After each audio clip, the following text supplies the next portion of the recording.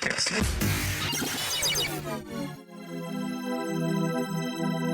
demystify what goes on behind the therapy room door. Join us on this voyage of discovery and co-creative conversations. This is The Therapy Show, Behind Closed Doors podcast, with Bob Cooke and Jacci Jones. Welcome back to the next episode of The Therapy Show Behind Closed Doors with the wonderful Mr. Bob Cooke and myself, Jacci Jones. And we're up to episode 182. Oh, gosh. I know. And the title to this one is How Do Therapists Help Clients Understand Themselves More Deeply? I love that title. Yeah. And I'm going to say the wonderful Jacci Jones. Oh, thank you. Oh, I suddenly thought that. I suddenly thought, oh, I just want to say that to you. So this is about how, say that title again. How do therapists help clients understand themselves more deeply? Yeah. So I just said to you offline, I've just done the training weekend on this. You did, yeah. So I'll start off. Okay. So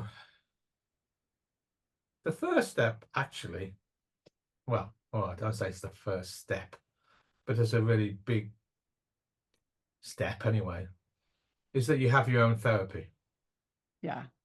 So if you know yourself, or if you've done a lot of reflective work on yourself, then you'll be able to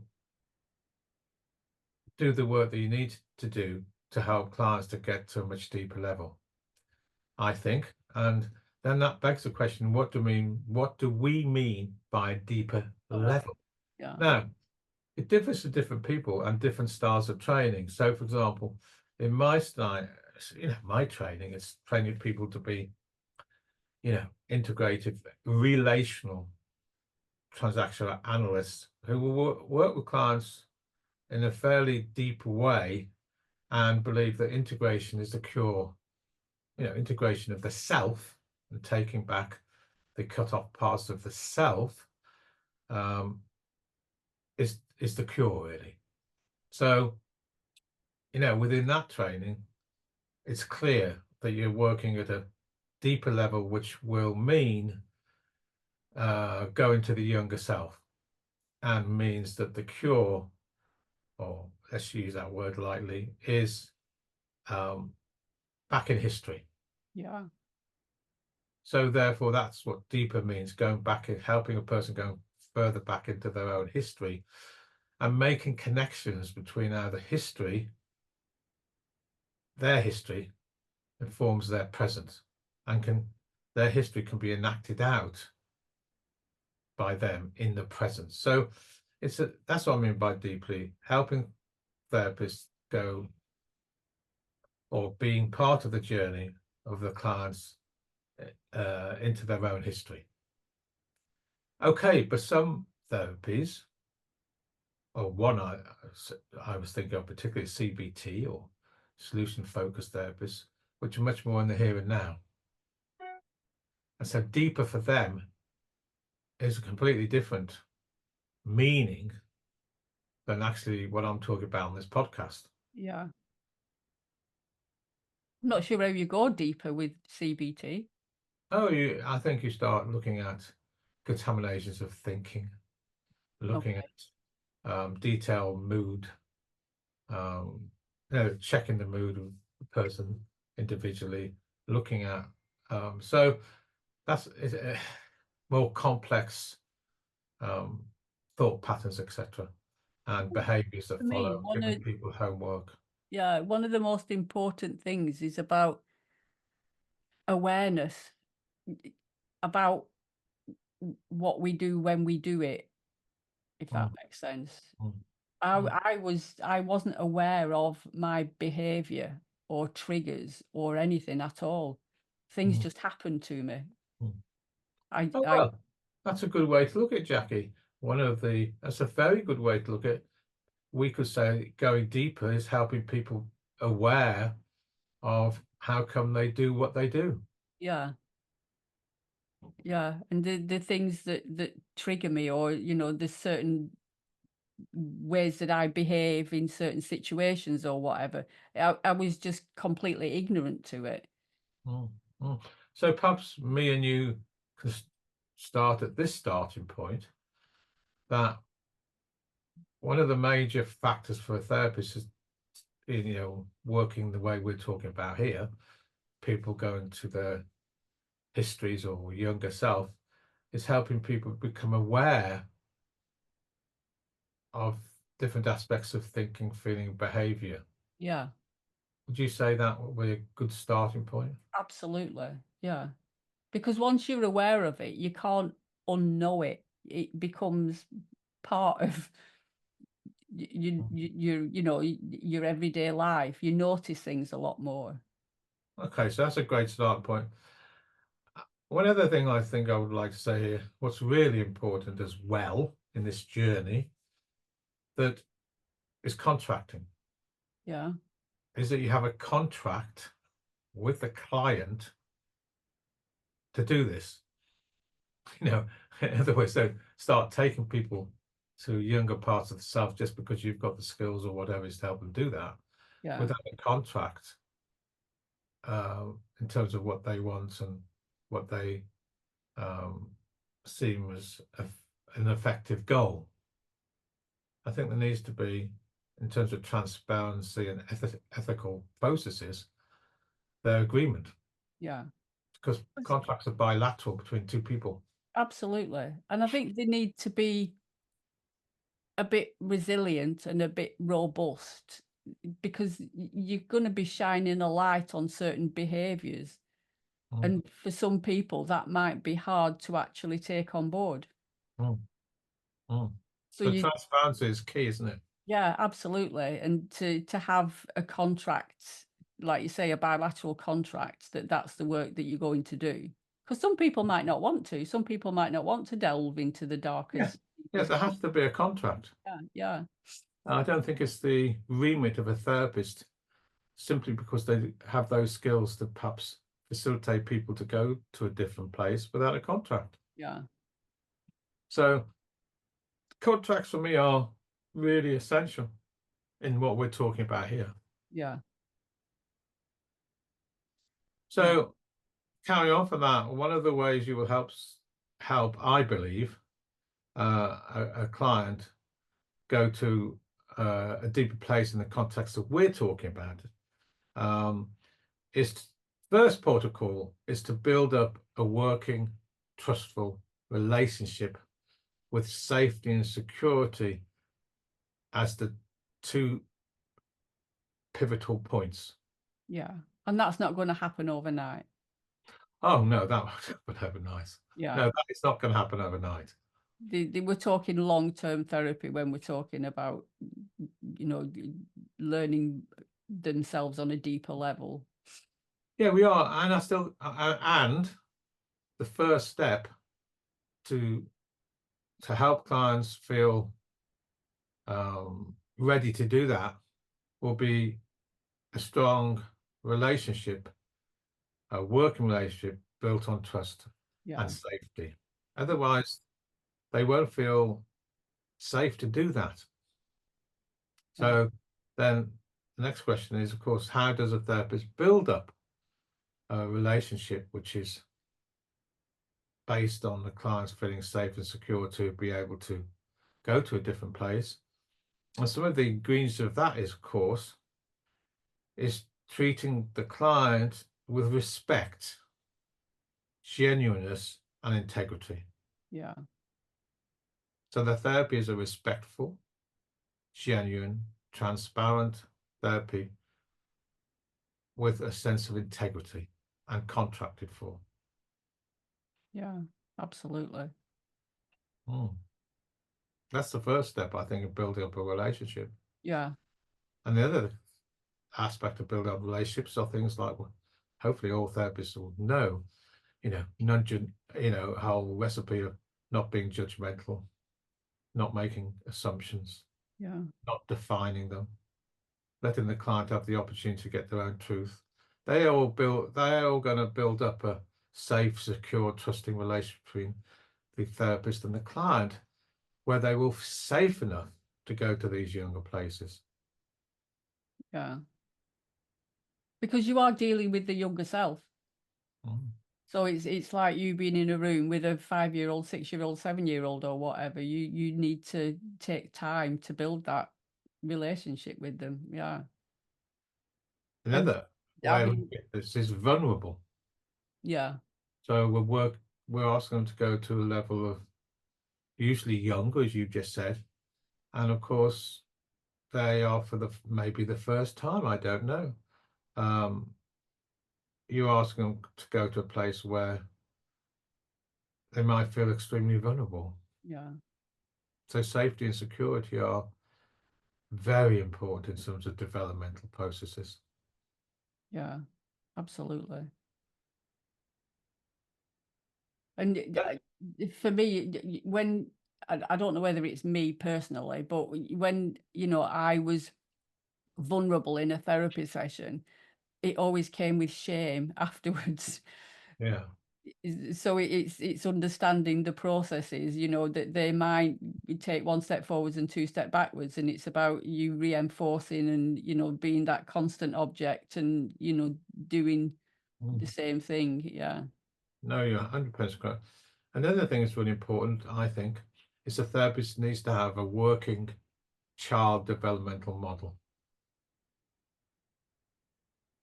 Now, most trainings, training adult psychotherapy, by definition, will have had modules or weekends where they provide different type of child developmental models, which train therapists to look at the developmental tasks and deficit in different developmental stages of psychotherapy. And there's many models of them. And I know one that you particularly like, Jackie, and I know Steph did on the training with you, and I know you use it a lot, which is Pam Levin's Cycles of Power. Absolutely. Yeah. Love it. It just makes perfect sense. Yeah, so it gives you a way of looking at the tasks or the deficits in the processes from when clients go to a deeper level. Yeah. What therapists should look out for and how to be. Yeah. There's other child developmental models. Stern is another one. Eric Erickson is another one. But I think the therapist needs to have some sense of, maybe what unmet relational needs have happened at what stage and the tasks which need to be achieved at different developmental levels, because it sort of gives the therapist a working template, if you like. Yeah. I think I liked it as much as I did because at the time I was a foster carer. So it really interested me that a lot of the kids that I was looking after obviously had deficits in quite a few different areas. And it gave me something to focus on that I could do rather than, oh, they're a lost cause and you can't ever go back and refill the gaps and everything else. It's like, well, actually, you can. Yeah. Yeah. I mean, absolutely you can. So some therapists like to, although they might be listening to this podcast and saying, well, I work with the inner child, for example, because you get lots of books, don't you, Yeah. in the Yeah. bookshops on how to work with the inner child and everything else. And I sort of spelt it out. Before you take a person that direction, and they won't go that direction anyway, if they don't feel safe and secure. There's a great book, I think, on inner child work by John Bradshaw called Homecoming. Oh, I've got that. Yeah, it was a long time ago. There's lots of exercises and techniques that people can, use, that therapists can utilize in helping people find their way home and look at the developmental deficit and have corrective healing. But there's many books on the market. It has to be built on a trust, safe, secure relationship, though. Yeah. Do you And think we've all got a damaged child in us? well, if I think most therapies work under the maximum that the past affects the present. Yeah. So if there's been a lot of trauma in a person's past, for example, it doesn't have to have been, I mean, it's still going to affect the present or whatever history you've had. But if you have had a lot of the clients had a lot of trauma, then there's quite a bit of, reference points is about healing the trauma in somebody's history through, say, reparative work with the therapist, corrective parenting from the therapist, or however we framed it, so they can be able to move forward and readjust their unhealthy coping mechanisms so they can take destiny of their own life. Yeah. So the question you asked, I think, and I'm not sure if I've got it right, is, has everybody got a damaged child? Is that what you said? Yeah. On some level. Depends what you mean by damaged. Well, Now, some people say depending, if you're the middle child or the eldest child or the youngest child, it does have an impact on, how you look at life later on as an adult, just literally the position that you've been born.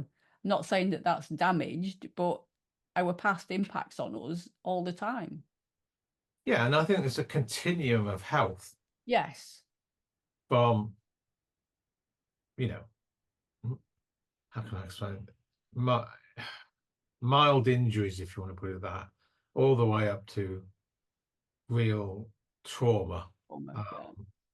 And all of us have put ourselves somewhere in that, I remember my magpie being, when I was young, and the magpie I was looking after being taken away, and that at that particular time was highly traumatic to me. So that's that. But on another level, I think you're talking about also resilience. Yeah. So you're talking about how resilient, how does the child develop a resilience? I was thinking of damage and what you meant by damage. I think it's a continuum. Yeah. You know, I think I agree. Yeah. And um, what one person sees as trauma and traumatic is not necessarily what somebody else does. If they're no, and I think where we both agree very much is that the past affects the person's present life because they enact out, yeah, or they're passed on to the present, or stroke, and they develop their surviving mechanisms yeah, with the traumas of the past at that particular time, and they continue with those coping mechanisms, perhaps into a arena today which isn't healthy, and those coping mechanisms perhaps need updating. yeah. And that's where therapy can be really useful. And that's where the therapist can help them understand themselves more deeply, is by understanding those patterns of behavior. And Yeah, helping those, I'm really always looking for coping mechanisms when I'm working as a therapist, because it's those very coping mechanisms which the client courageously utilized to survive, which often becomes troublesome in relationships today. yeah, yeah, Our greatest strengths is our greatest weaknesses, and our greatest weaknesses are often our greatest strengths. yeah. It's a lot to put those down as well. Well, if you've been in a relationship that's very abusive, then you will, by definition, move to a not trusting place. You will, by definition, develop coping mechanisms to keep yourself safe, like being strong, Yeah, not allowing your vulnerable self to come out much, by perhaps being very obsessive about relationships you go into. I could go on, whatever the coping mechanisms are. yeah, And of course, when you're a kid or in those abusive relationships, that makes, in that context, obviously clear that you would make them to survive. 20 years later, you may, if you still keep doing them, you might have been never in a relationship, not find it very hard to express emotions or your vulnerable self, so that you hold everything in, and therefore you get health issues, or you Yeah. get headaches, or you get fibromyalgia, or you get high stressful situations because you've kept everything inside. There's many things I could go on with, which I think this become is something that, you know, it really does interest me more and more the older that I get, is the mind-body connection, and how a lot of the time I don't think we take enough notice of it. What you were saying then about, you know, the things physically that can happen to us when we've been through trauma, and how our body holds the score, and it will yeah. come out in various ways. Absolutely. I was talking to somebody the other day, mental health assessment, who had a very abusive history, being brutalized by the father and neglected by. So I said, how did you cope with that? And he said, I withdrew. And when I looked at the person in front of me, I saw a self-reliant loner. Mm. And I said to him, thank goodness you did that. And the cost today is? And he said, I never go in relationships. I have no friends. And I live a solitary life. And I'm getting to a place where I'm in a prison. Yeah. And Because that's, those very coping yeah. mechanisms become the problem. Now, you're perfectly correct what you've just said, by the way.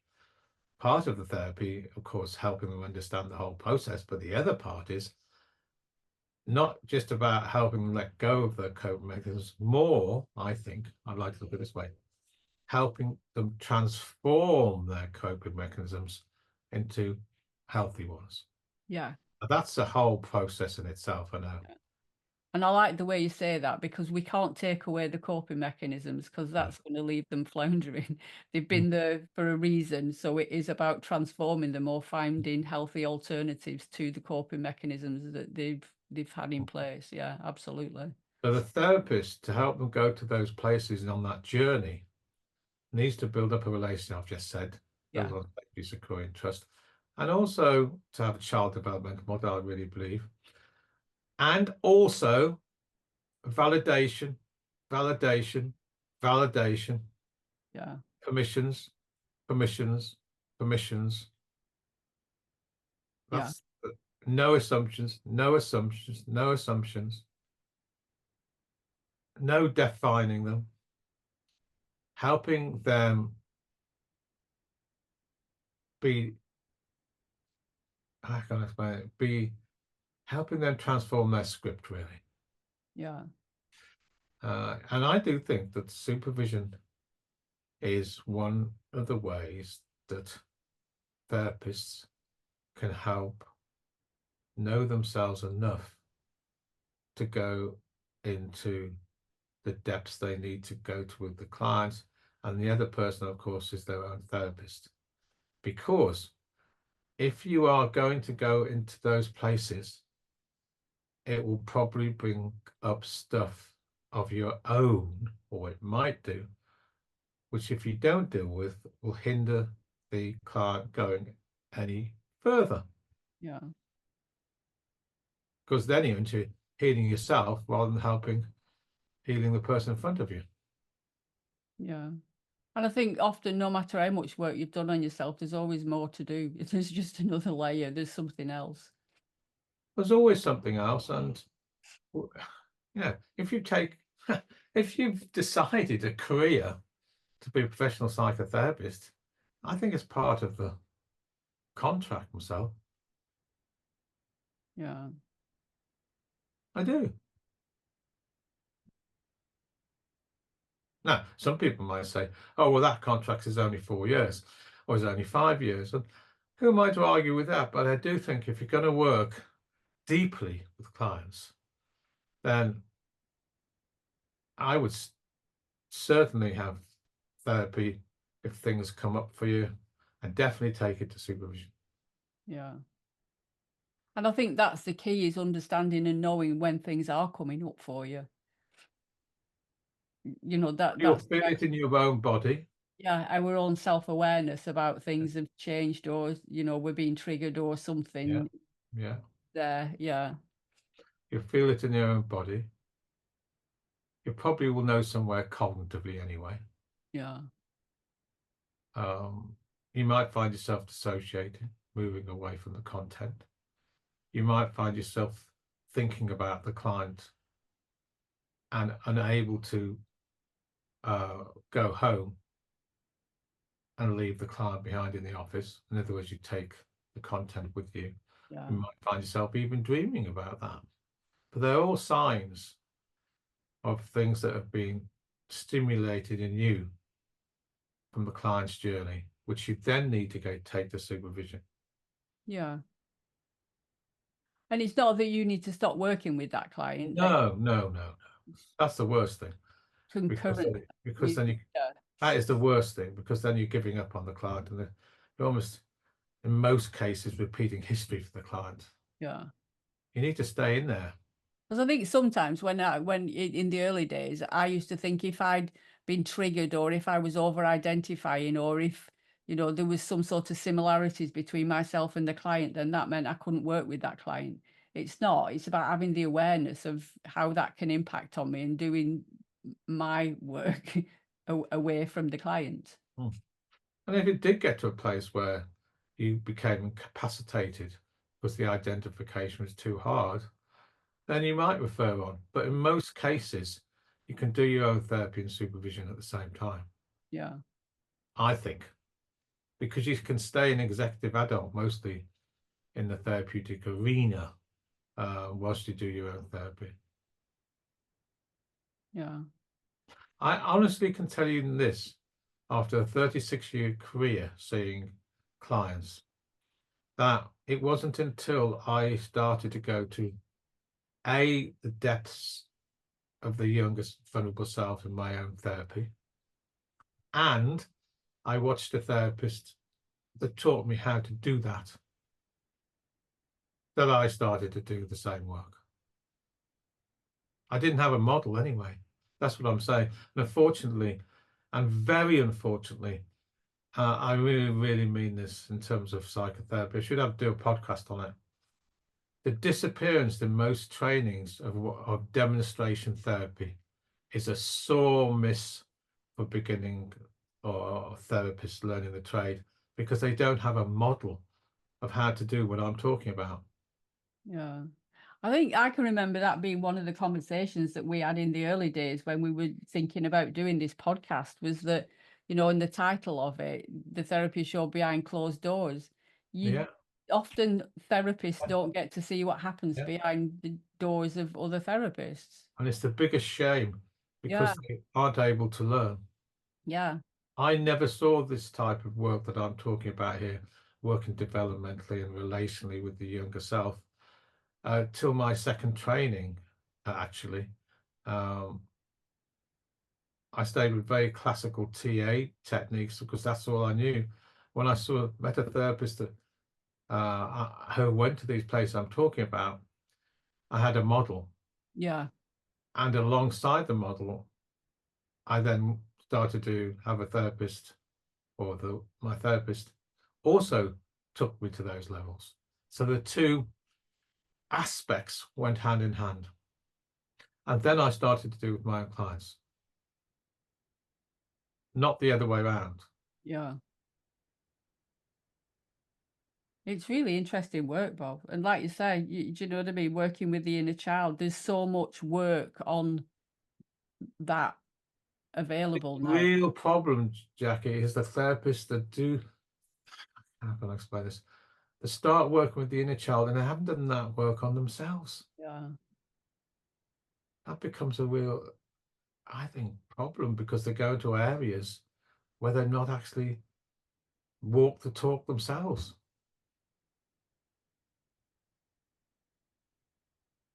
Yeah. It's deep stuff. I've done some work and it was profound. That's all I can say. even Yeah, though but looking back at how you we, had a therapist, Jackie, I'm sure, that would have done work on their own inner vulnerabilities and inner child. uh, The real problem is the therapists who don't do the work on themselves with the inner child, taking people into areas of, you know, they haven't done themselves. They don't know the territory. more training for you to do there then, Bob. I think it's, as I told you, I think it was the last podcast we did when we talked about traps, didn't we? But perhaps didn't mention that, but it's probably the biggest trap of all. If you start taking people into areas like we're talking and you haven't done your own inner child work, you're not helping the client, and actually you're leaving yourself floundering. Yeah. True. I certainly look at it completely differently, having done work on myself in that area. Yeah. Completely differently, isn't it? Absolutely, 100%. Yeah. Like I said, it was life-changing. Yeah. If I could change things in psychotherapy training programs throughout the whole country, it would be to have trainings which gave the trainers license to do demonstration therapy. But of course, I'd want those trainers to be able to do it. You know, Yes, that's the side of absolutely. it. Yeah. They're able to do that. And it's a bit of a catch-22, but you know, I think demonstration training is so powerful, and it gives a model for trainees. Yeah. So that would be a plea for psychotherapy trainings, I think. It's training the trainers, isn't it? It's having the trainers to doing work, and then it How goes. can you take clients to places you haven't been yourself? It's like leaves yourself floundering, or certainly doesn't, help the client. So another wonderful podcast, Bob. Until next time, where we'll be looking at bad endings in the therapy room. I'm sure we've all had a few of them. Or we've attempted to put them off. Yes. Or maybe it's just me. So until No, next no, time, Bob, that is thank you not so just you. much. Thank you very much, and to all the listeners, have a good week, and yourself, of course, Jackie. You too. Take care. Bye-bye. Bye-bye. You've been listening to The Therapy Show, Behind Closed Doors podcast. We hope you enjoyed the show. Don't forget to subscribe and leave us a review. We'll be back next week with another episode.